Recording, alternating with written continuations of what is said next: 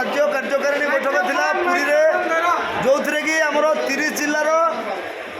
जिला कमिटीर भाई माने समस्ते सामिल होते एथिरे ओडिशा ड्राइवर महासंघर आगामी दिन किसी पदक्षेप ग्रहण करने सहित ओडिशा ड्राइवर महासंघ राज्य कमिटी रे नूतन करी 20 जन भाई को सामिल करागला। यह समस्त जिला कमिटी को सहमति क्रमे है एवं आगामी मार्च 15 तारिख रे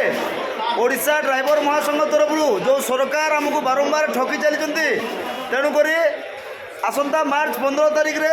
ठू स्टेरिंग छाड़ आंदोलन आरंभ करने नूतन करी योजना प्रस्तुत करागला।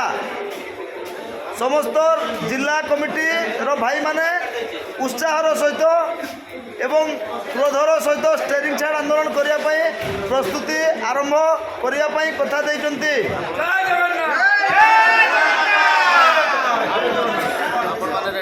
एवं विभिन्न जहाँ कि ओडिशा ड्राइवर महासंघ समस्या थिला प्रत्येक समस्यार समाधान करने नूतन रास्ता बाछी